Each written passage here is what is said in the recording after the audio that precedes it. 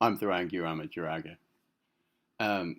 These days, at least these days, whichever days that means, that phrase refers to, at least these days, there is significant talk, public talk about evil, demons, evil demons. So I want to say something about evil demons.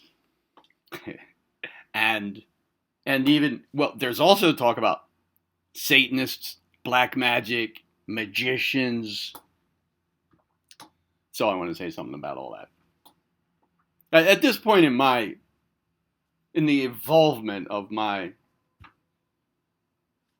cosmic sojourn, I am not interested in magic, MAGICK, or the other version, MAGIC.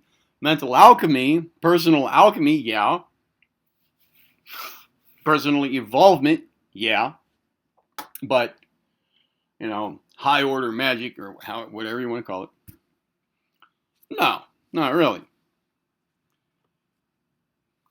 Not formal magic, or whatever, however you want to call it. But listen, I want to talk about cacodemons for a second. Cacodemon. Cacodemons. What's it say here in Wikipedia about cacodemons? A cacodemon is an evil spirit in the modern sense of the word, or a demon in the modern sense of the word, a demon. All right. An evil spirit, or in the modern sense of the word, a demon. The opposite of a cacodemon is an agathodemon, or a eudemon, or good spirit, or angel. The word cacodemon comes through Latin from the ancient Greek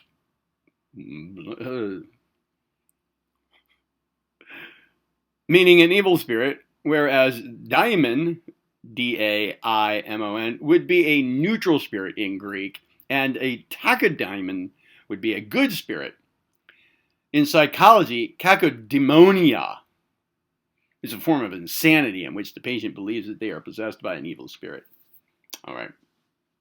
So, it's a demon.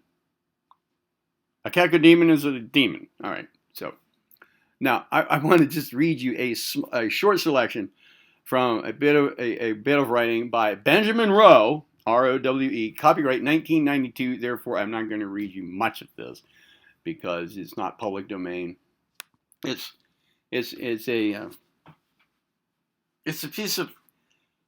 bit of writing here among many of his works that are instructional in the Enochian system of magic.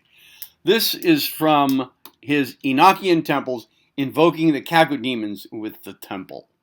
All right. Now, the Enochian system is primarily angelic in character. There are no entities in the system who actually meet the traditional definitions of elementals or demons. All the elemental forces are invoked and used through the intervention of conscious, intelligent entities who are themselves of a multiplex nature. The closest one can come to directly invoking an elemental in this system is in the invocation of the so-called cacodemons, or, using Rowe's terminology, minimal sapient entities. All right. They are the least complicated beings in the system that are capable of responding to their environment and maintaining an independent existence. All right, now through much terminology, instructive terminology here, about tablets, letters, squares, pairs in the squares, pillars, and so forth, cherubic squares, and how to name a particular cacodemon, their polarity, how to put together the polarities to invoke them, and so forth. All right, sub-energies and whatnot. It says, well, here, let me just give you an example of the terminology being used. other types of phrasing being used, informing the names of the cacodemons of the servient squares, a second method can be used. This is to take the letter from the element's name in the tablet of union that is attributed to the element governing the row from which the names are being derived. Thus, the top servient row in my quarter, attributed to fire, would form the names thus: AXP, APC, ACN, and ANX. Or, using the letter of spirit, HXP, HPC, HCN, HNX. All right, it goes on. It goes on. And more instructions such as, next, recite the call of the element and invoke the holy names of the tablet down through the level of the seniors. Then recite the calls of the sub-element, whether or not this be the same as the call of the element of the working. Then invoke the names of the gods and angels of the sub-element. For the cherubic names, add the letter from the tablet of union if the work be one of raising oneself in the spirit or bringing down the spirit, either one. Use no additional letter if the work be one of expressing in the levels of matter. Then invoke the angel governing the line within which the demon lives, and so forth. Now here, interestingly, it says,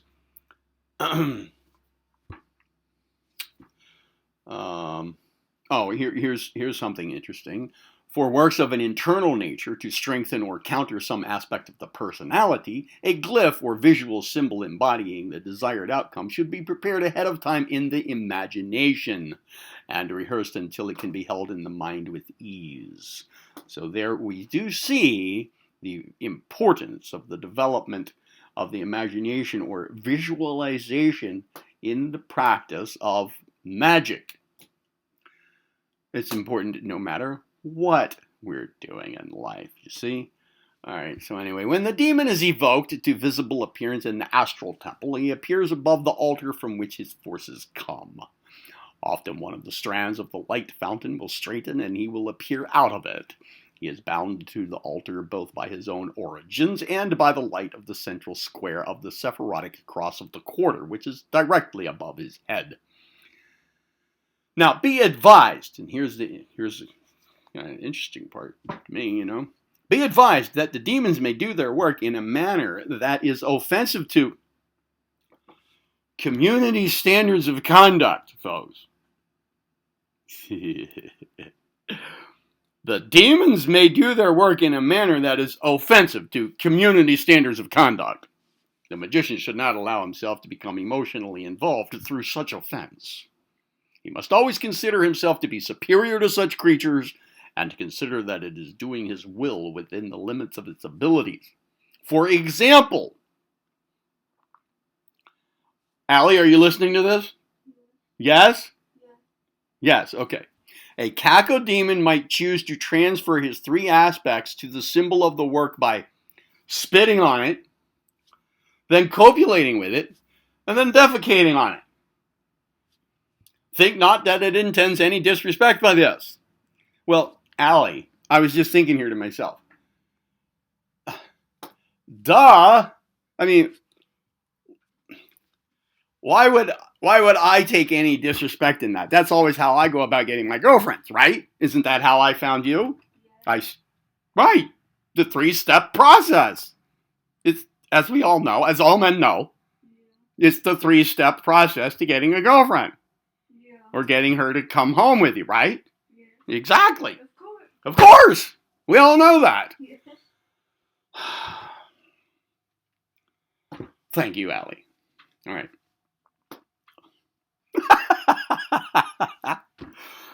The Roe continues saying, it barely has enough intelligence to be conscious, let alone, well, there's none left over for cleverness.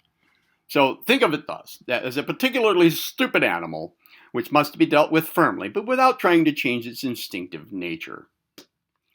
No such creature has secrets of any importance, he continues. They are merely bundles of elemental forces. If they speak, the great likelihood is that they echo the unconscious will of the magician and speak not of their own will, of course, of which they have none. All right. I have sometimes said to people that a lion is a lion, right? I mean, if you place your baby out in the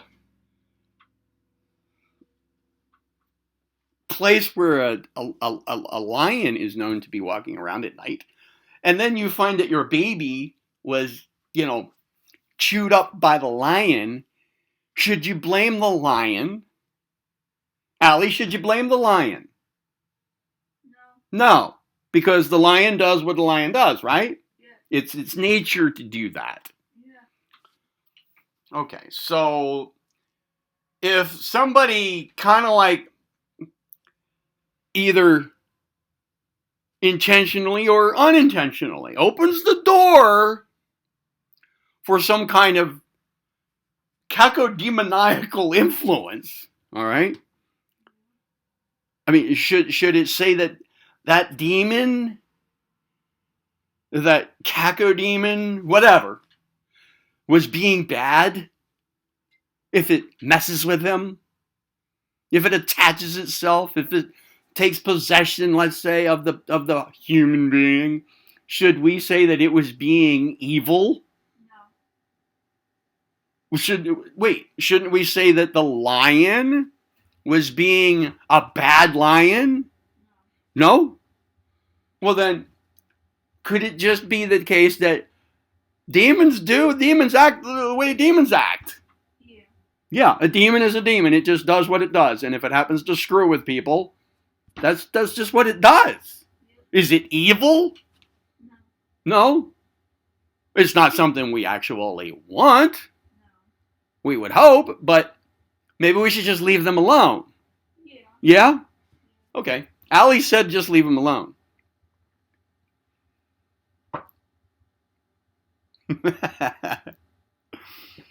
And that's my take on it. All right, then. That's about all I had to say.